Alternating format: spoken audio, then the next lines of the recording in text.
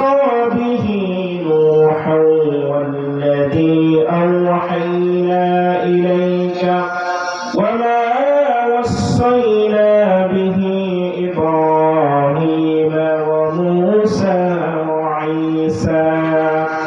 أن أقيموا الدين ولا تتفرقوا فيه الله أكبر আল্লাহ তাআলা শরীয়তের জামলা দিয়ে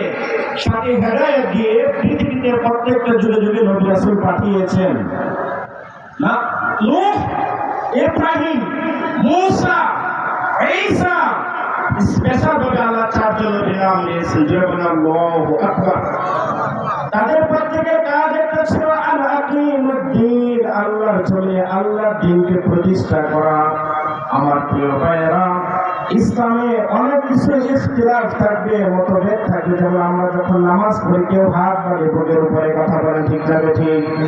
আবার কেউ নাভির নিচে হাত বাড়ে কেউ ভুল টুটি পড়ে কেউ লম্বা টুটি পড়ে এটা নিয়ে ইখতিলাফ থাকবে কেউ ফারা জব্বা পড়ে আবার কেউ সিলাই করে সিলা জুব্বা পড়ে এটা নিয়ে ইখতিলাফ থাকবে কিন্তু আল্লাহর জমিনে আল্লাহর দ্বীনকে প্রতিষ্ঠা করতে হবে আল্লাহ নিজে বলে দিয়েছেন ওয়ালা তাতাফাররাকু ফীহি আল্লাহু আকবার এই বিষয়ে কোনো ইখতিলাফ থাকবে না এই বিষয়ে কোনো মতভেদ থাকবে না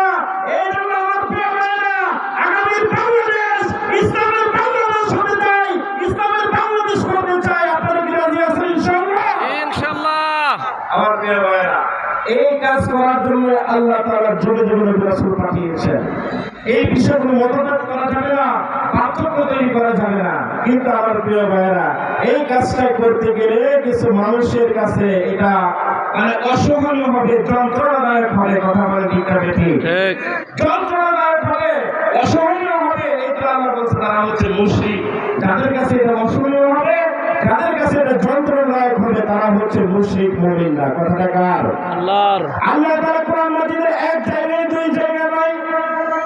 কোরআন মাজিদের তিনটি জায়গায় এই কথাটা বলেন যাদের কাছে এটা অসহনীয় হবে যন্ত্রণাদায়ক হবে তারা হচ্ছে মুশরিক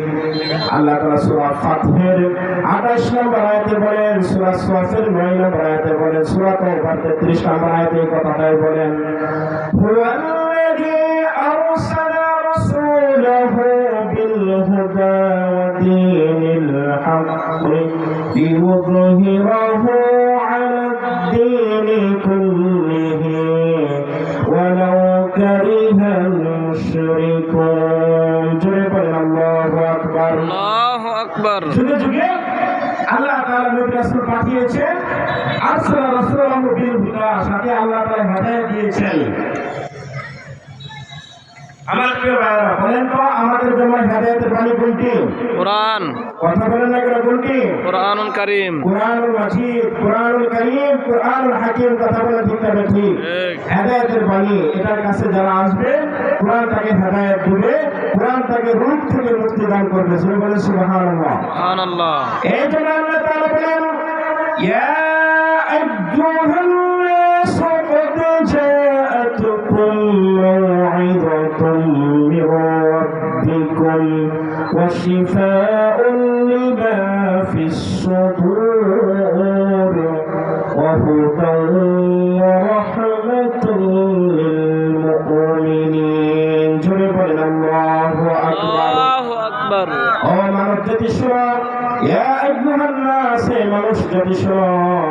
قد جاءتكم موعظة من ربكم তোমার পক্ষ থেকে তোমার রবের পক্ষ থেকে একটি বাণী এসেছে موعظة من ربكم একটা ওয়াজ এসেছে নসিহত এসেছে